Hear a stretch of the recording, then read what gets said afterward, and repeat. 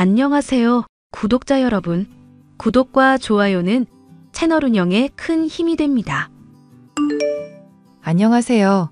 저는 남편과 함께 식당을 운영하고 있는 50대 여자로 오랫동안 절 힘들게 하던 손윗동서에게 통쾌하게 복수를 해준 일이 있었습니다. 자기가 돈 좀 많다고 남의 살림이며 식당 운영이며 심지어 자식 교육까지 사사건건 참견을 해대던 손윗동서의 콧대를 눌러준 사연에 대해 얘기해볼까 해요. 손윗동서는 제가 남편과 결혼을 한 지 얼마 되지 않았을 때부터 인상이 좋지 않았던 사람이었습니다. 동서, 인생에서는 원래 사람들마다 계급이라는 게 나뉘는 거 알지? 좋은 사람 옆에 붙어 있으면 콩고물이라도 더 떨어지는 법이니까 앞으로 잘하는 게 좋을 거야. 내 눈밖에 난 사람치고 이제까지 잘 풀린 사람 하나도 본 적이 없으니까. 저야 형님이나 어머님이나 할 것 없이 아랫사람이니 당연히 잘 따라야죠. 이해를 못했나 본데 아버님이든 어머님이든 나랑 똑같이 일을 시키면 우선순위가 내가 먼저라는 얘기야.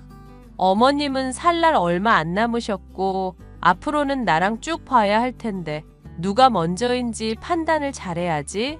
농담을 하려는 게 아니라 진심으로 하는 말이니까 새겨들어. 신혼여행도 다녀왔으니까 이제 초짜 아니잖아? 아무리 그래도 시부모님 말씀을 먼저 따라야 하지 않을까요? 저번에도 명절 때 장부터 보고 오라고 하셨는데 형님이 우선 장보다는 설거지랑 집 청소부터 하라고 시키셨던 거 기억나시죠? 그때 어머님이 저한테 전 부칠 재료 부족하다고 밀가루 비롯해서 이것저것 사오라고 시키셨는데 형님이 저 도중에 불러서 청소부터 하라고 시키셨잖아요. 알지. 그게 근데 더 급해 보였어서 시킨 거야. 요리를 하려고 하는데 집이 제대로 정리가 되어 있어야 집중을 할 수가 있는 거잖아. 청소하니까 먼지만 한가득 나오던데 그거 음식에 다 들어갔다고 생각해봐. 끔찍하지 않아?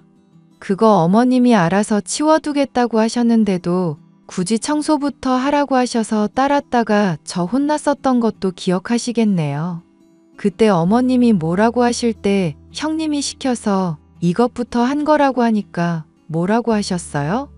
모르는 소리라면서 왜 시키는 것부터 안 하냐고 시침이 떼셨잖아요. 만약 내가 그렇게 어머님 화나신 상황에서 먼저 일을 시켰다고 수긍했어 봐. 그럼 어머님 괜히 무안하실 거 아냐.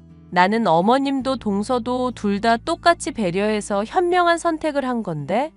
덕분에 저는 거짓말쟁이 됐고요. 물론 제가 앞으로 형님 하시는 말씀 새겨듣기는 할 텐데 제 나름대로 맞다 싶은 것만 받아들이도록 할게요. 아, 진짜 황당하네. 윗사람이 하는 말이면 그냥 좀 새겨들으면 될 일이지. 왜 그렇게 토를 달고 있어? 막말로 내가 저지른 잘못도 동서한테 감당하라고 하면 대신 덤터기 써줘야 할 판에. 여기가 무슨 군대도 아니고 그런 법이 어디 있나요? 형님이나 저나 똑같이 시부모님 눈치 봐야 하는 상황에서 형님 시키는 대로 하다가 저만 점수 잃기는 싫네요. 그리고 저랑 나이도 동갑이신데 말끝마다 윗사람 하시는 거 좀 많이 불편하네요. 동서, 내가 빠른 연생이라서 친구들이 다 나보다 한 살 많은 사람이라고 했잖아. 독수리 무리에서 평생 놀던 사람이 병아리 무리에서 같은 취급받아야 해? 나랑 동서는 살아온 환경부터 먹은 밥그릇까지 얼마나 차이가 나는지 알아? 저 밥 잘 먹는데요. 맛있는 거 좋아해서 남편이랑 음식점 차렸고요. 뭔 헛소리야. 농담 따먹기 할 기분 아니니까 앞으로 무조건 내가 시키는 대로 하기나 해. 먼지에 모기 시체, 파리 시체며 머리칼이며 온갖 더러운 거 득실거리는데 내가 시키는 거 거슬리면 말 나오기 전부터 미리미리 청소를 하든지. 시집살이 초반부터 온갖 참견의 잔소리에 나이도 저와 동갑이면서 빠른 연생이라 윗사람이니 무조건 말을 따르라고 하는 것까지 도저히 마음에 드는 구석이라고는 없는 손윗동서였습니다. 심지어 제가 남편과 식당을 운영하고 있는 동안 종종 찾아와서 자기의 식당이라도 되는 것처럼 음식을 시켜 먹고 돈을 안 내는 일도 잦았죠. 형님, 아무리 그래도 식당 큰 규모도 아니고 하루 벌어서 하루 먹고 사는데 이건 정말 너무하네요. 친구분들을 10명이나 불러서 같이 먹었으면 계산은 해주셔야죠. 동서 둔한 줄 알고는 있었는데 참 머리 안 돌아간다. 백화점이나 마트에 시식 코너가 괜히 있는 줄 알아? 맛만 좋으면 다음에도 생각나서 어련히 또 찾아오려고? 눈앞에 이득만 보면서 일희일비하니까 동서가 지금 이 모양 이 꼴로 살고 있는 거야. 서방님도 납득한 일인데 왜 동서가 난리야? 이번 달에 와서 얻어먹은 돈만 50만 원이 넘으니까 하는 말이죠. 한두 번이면 그러려니 넘어가겠는데 이러면 가게 타격이 너무 커요, 형님. 내 남편이 사업해서 돈 잘 버는 사람인데 설마 음식값이 아까워서 이러겠어? 음식이 마음에 안 드니까 돈을 기분 좋게 못 보내겠다 이 말이야. 김치는 너무 쉬어서 아삭하지도 않고 국은 또 엄청 짜게 내놓고. 형님 친구분들은 좋다고 잘만 드시던데요. 심지어 먹는 내내 이렇게 손님들 데리고 와주고 참 착한 손윗동서 뒀다면서 형님 칭찬도 하고요. 그때 부인 안 하시고 칭찬은 다 받으시더니 돈 계산할 때는 왜 말씀이 매번 달라지시나요?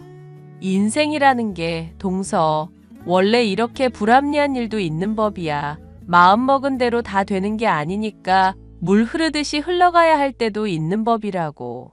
그렇게 남하고 싸우기만 하고 멀리 볼 줄을 모르니까 인생이 그 모양 그 꼴이지. 자꾸 남의 인생 가지고 잔소리 하실 거면 오지 마세요. 좋은 얘기도 한두 번이라던데 안 좋은 소리만 계속 하시잖아요. 우리 가족 아냐? 가족이니까 걱정돼서 말한 건데 이런 것도 못 받아들여? 동서 정말 옹졸한 사람이네. 그릇이 왜 그렇게 좁아? 자주 식당에 놀러 와놓고 음식값도 제대로 지불하지 않는 뻔뻔한 손윗동서. 따져도 듣지 않기에 아주버님을 비롯해 가족들에게 고충을 토로한 일도 있었습니다. 아주버님은 미안하다면서 돈을 대신 지불해 주셨지만 형님이라는 사람의 근본만큼은 사건을 번번이 겪고도 도저히 바뀌지 않았죠. 심지어 본인이 임신을 하게 되자 이런 폐악질은 더 심해지기만 했는데요. 동서, 나 포도가 갑자기 먹고 싶네. 남편 지금 해외에 시장 조사차 나가는 바람에 사람도 없고. 그래서요? 그래서는 무슨 포도 사오라는 말이잖아. 음식 장사한다는 사람이 왜 이렇게 서비스 정신이 없어? 아니면 눈치가 없는 건가? 뭐가 됐건 정말 심각한 문제인 건 알지? 형님, 저 이제 식당 마치고 집에서 씻고 자려던 참이에요. 재료 내일 새벽부터 손질도 해야 하고 한창 바쁠 때라서 정신없는 상황이고요. 꿀 같은 휴식 시간에 형님이 먹고 싶다는 포도 배달이나 할 여유가 없을 것 같은데요. 내가 이러다가 애 못 낳거나 잘못되거나 하면 책임질 거야? 지금 손주 보겠다고 어머님이랑 아버님이 기대하고 계신데 동서가 책임질 거냐고. 임신한 게 뭐 그렇게 대단한 일이라고 저한테 이러세요. 형님이 자식 낳는다고 저한테 득될 거 하나도 없는데. 이거 왜 이래? 우리가 가족인 거 잊었어? 베풀어두면 동서한테도 나중에 다 되돌아갈 텐데 사람이 왜 이렇게 당장 처한 상황밖에 못 봐? 내가 이래서 정말 동서랑 안 맞는다고 하는 거야. 사람이 뭐 시키면 구순하게 따르는 법을 어떻게 한 번을 못 보냐. 왜 시키면 제가 따라야 한다고 생각하세요? 아무리 집이 그렇게 안 멀다고 해도 포도 배달하러 제가 거기까지 가는 건 무리죠. 그리고 형님 집 인근에 과일 가게도 있는 것 같던데 직접 드셔도 되고요. 이제 임신 2개월도 안 됐으면서 왜 그러시나 몰라. 동서, 말이 심하네. 원래 임신 초반이 제일 위험한 법이야. 만삭 임산부보다 더 신경 써야 하는 게 2개월 때라고. 언제나 자기가 옳다고 생각하면서 제가 늘 본인의 뜻을 따라줘야 한다고 생각하던 손윗동서. 자기 중심적이고 이기적인 모습에 환멸을 느끼던 저로서는 도무지 이해할 수 없는 행동들 뿐인지라 거부를 했을 뿐인데 제가 뭐 잘못이라도 한 것처럼 길길이 날뛰더군요. 가족들이 어지간하면 좋게 대해주라고 말했지만 솔직히 억울한 마음뿐이었습니다. 나중에 제가 임신을 하면 다 돌려받아야겠다고 내심 칼을 갈 수밖에 없었어요. 손윗동서는 임신으로 온갖 유세를 떨더니 딸을 낳게 되었고 저는 몇 년 뒤에 아들을 낳을 수가 있었죠. 그게 내심 마음에 걸렸는지 손윗동서는 가족 모두가 다들 축하를 해주는데 혼자 또 삐딱선을 타면서 시비를 걸어댔습니다. 어머, 동서, 아들 그렇게 노래를 부르더니 결국에 남자애를 낳았네? 그런데 정말 이상하다. 민준이 말이야. 서방님이랑은 별로 안 닮은 것 같아서 좀 찝찝하달까. 그게 무슨 말씀이세요?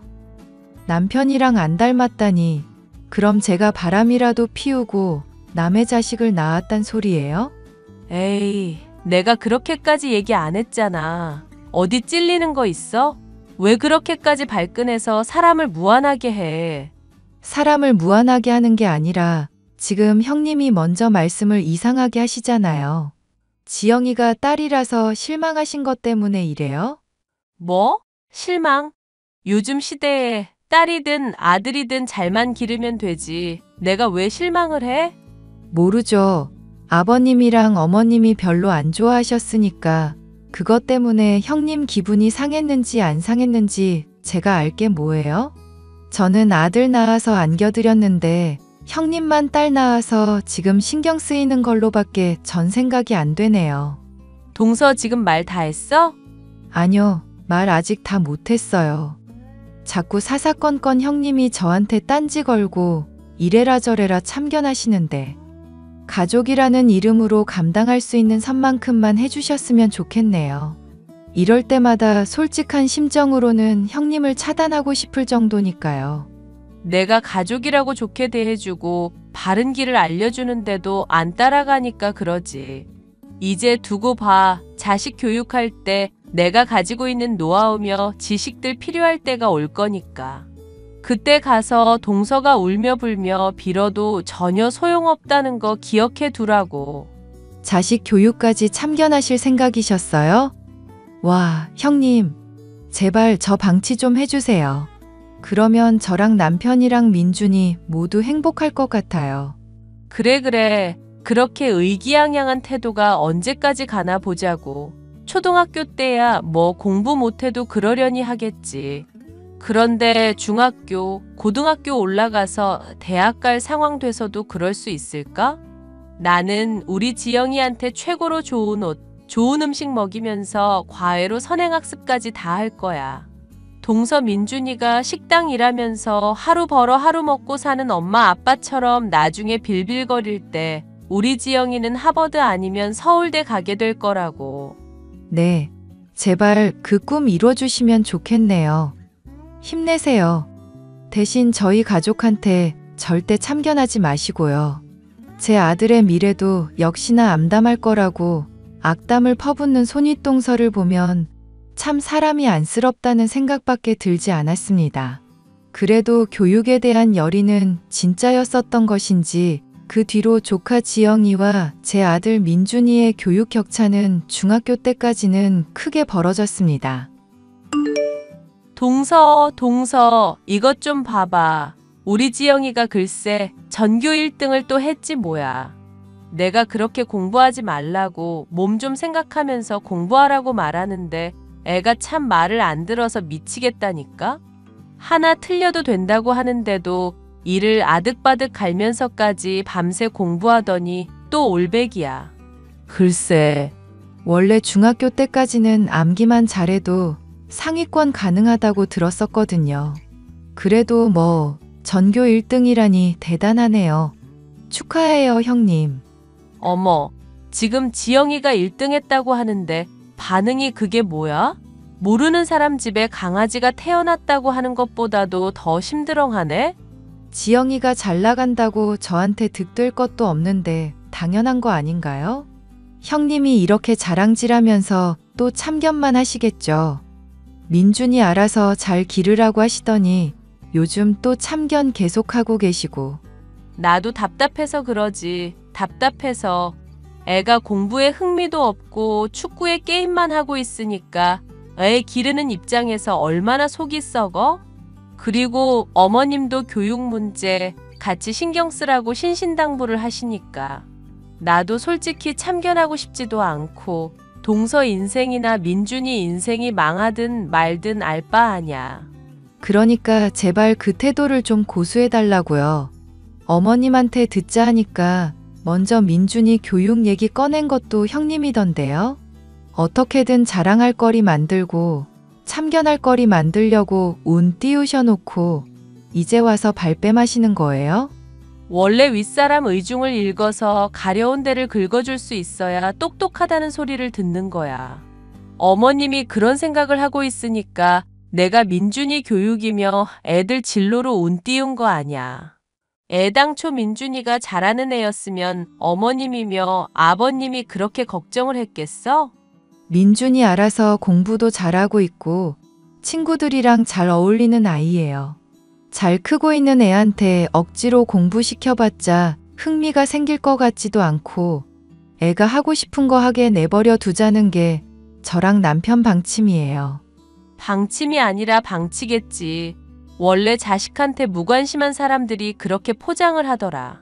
그렇게 방치하다가 자식이 나중에 인생 망해서 부모 원망하면 그땐 뭐라고 할 작정이야?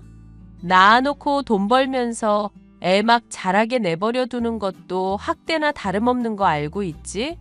남들이 들으면 오해할 소리를 아무렇지 않게 하시네요. 학대란요. 우리 민준이가 가고 싶다는 거, 먹고 싶다는 거 부모로서 최선을 다해서 해주고 있어요. 교육 문제도 저희 부부가 멋대로 결정한 게 아니라 주변에 좋은 분들한테 상담 받아보고 정하고 있고요. 형님이 똑똑하신 분인 건 알겠는데 형님 방법만 옳다고 생각하고 주변에 참견해야만 직성이 풀리는 버릇 좀 고치시면 안 될까요? 아, 동서, 내가 이러니까 걱정이 돼서 동서한테 매일 잔소리를 하게 되는 거야. 고등학교 때 정시로 좋은 대학 가는 거 힘든 거 알지? 날이 갈수록 관문은 좁아지고 있으니까 수시부터 신경을 쓰고 성적 관리도 하면서 봉사활동에 이것저것 챙겨야 할 게 한둘이 아니라고. 스타들을 관리하듯이 부모가 매니저 역할 해주면서 애 교육에 이래라 저래라 참견을 해주는 건 기본 중에 기본이야. 이렇게 해도 서울에 있는 좋은 대학에 갈까 말까인데 아주 태평한 소리를 하는구나. 말했듯이 주변에 좋은 분들한테 상담받아서 정한 방침이라고요. 민준이도 지금은 이것저것 진로 모색하고 알아보는 중이고요. 그래. 주변에 좋은 사람들 많겠지. 유유상종이라는 말이 괜히 있겠어? 요리하고 설거지하는 막일이나 다를 바 없는 일하는 사람들이니까 주변 분들도 딱 그 수준일 거고. 지금 말 다 하셨어요? 글쎄. 동서가 하도 답답하게 굴어서 할 말이 많았는데 그걸 말해줘야 하나 말아야 하나 고민은 된다. 동서가 받아들일 마음 없으면 속위의 경 읽기밖에 더 되겠어? 그렇다고 이렇게 말 안 듣는 동서 위에서 좋은 얘기들 해주는 것도 뭔가 아깝고. 그러니까 하지 마시라고요. 알아서 한다고요. 하하하, 그래도 가족인데 어떡하겠어. 앞으로도 계속 참견할 거니까 그렇게 알고 있어. 언젠가는 동서도 이런 내 마음 이해해 줄 날이 오겠지. 내가 동서랑 가족 위해서 희생할게. 가족들이 설날이며 명절에 모일 때마다 지영이 자랑을 하는 것도 모자라 아들 민준이가 기죽게끔 잔소리를 해대는 손윗동서. 이 문제로 여러 번 말을 해봤자 들어먹지도 않는 사람이라 아들에게는 아예 무시를 하라고 말을 해두었습니다. 그런데 이런 손윗동서에 대해 저나 민준이 남편보다도 더 큰 불만을 가지고 있는 사람이 있었는데 그게 바로 조카 지영이었죠. 숙모, 제가 조만간 집 나갈까 생각 중이에요. 그게 무슨 소리니? 집을 나간다니. 학원 줄여달라. 봉사활동 힘들다. 집에서 문 벌컥벌컥 열지 말라 말을 해도 소용이 없다고요. 감시 카메라까지 달아놓고 저 방안까지 감시하는데 이게 감옥 아니겠어요? 부모님한테 얘기는 해봤고? 아빠는 엄마 눈치 본다고 무조건 엄마 편만 들고 있어요.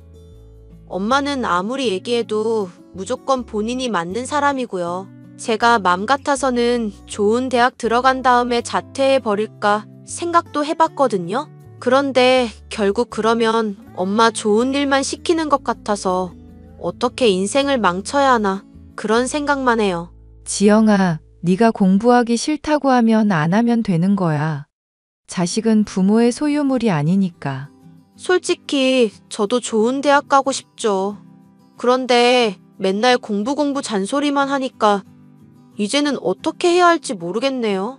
어찌 됐든 고마워요, 숙모. 엄마 같은 사람도 감당하기 힘들 텐데 제 투정까지 들어주셔서. 힘든 일 있으면 언제든지 얘기하렴. 그래도 우리 가족이잖니. 집이 감옥이나 다름없다고 고충을 토로하는 지영이었지만 손윗동서의 성격과 고집을 꺾을 수는 없는 모양이었습니다. 저는 지영이가 불쌍해서 이 문제로 얘기를 꺼내보았지만 역시나 손윗동서는 말을 듣지 않는 사람이었죠. 형님, 지영이가 너무 힘들어하는 것 같던데 공부량 좀 줄여주시는 게 어떨까요? 만우절도 아닌데 무슨 거짓말을 하고 있어? 우리 지영이 공부가 밥 먹는 것보다도 더 좋다고 하는 애야. 거짓말을 하는 게 아니라 정말 들은 얘기라서 그래요. 보니까 방 안에 감시 카메라까지 달아두면서 애 괴롭히는 것 같던데 그렇게까지 공부를 시켜서 대체 무슨 부귀영화를 누리시려고요. 내가 딸을 낳기는 했어도 아들 낳은 동서보다는 훨씬 똑똑하고 자식 교육도 잘 시키는 사람이야. 그러니까 제발 참견 좀 그만할래? 언제는 가족이니까 서로 참견하고 얘기해도 된다면서요? 그동안 저한테 하신 말씀은 뭔데요? 그거야 바른 방향을 아는 사람이니까 할 수 있는 말이고 동서가 말하는 건 낭떠러지야. 삼류인생이라는 절벽으로 향하는 헛소리를 우리 지영이한테 주입하려고? 제발 부탁이니까 그런 비참한 인생 사는 건 민준이 하나로 끝내줘. 응? 저는 지영이 인생 걱정해서 한 말이에요.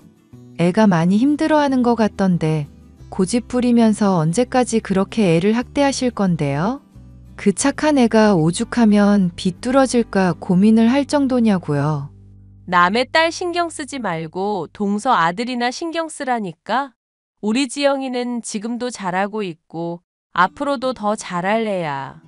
인생 살면서 장애물 몇 번 만날 수야 있겠지만 앞으로도 쾌속 질주하려면 지금 속도보다 느려져선 안 된다고. 제발 부탁이니까 우리 지영이한테 헛바람 좀 넣지 말자. 응? 몇 년 뒤면 누구 교육 방침이 옳았는지 드러날 테니까 개소리 좀 그만하라고. 개소리? 지금 말이 너무 심하신 거 아니에요? 개소리를 개소리라고 하지 뭐라고 그래. 그럼 앞으로 또 지영이 문제로 왈가왈부하면 가만 안 놔둘 테니까 그렇게 알아.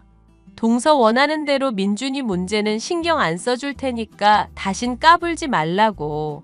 결국 저는 저희 가족에게 참견하지 않겠다는 너무나 당연한 권리를 얻어낸 채로 대화를 끝낼 수밖에 없었습니다.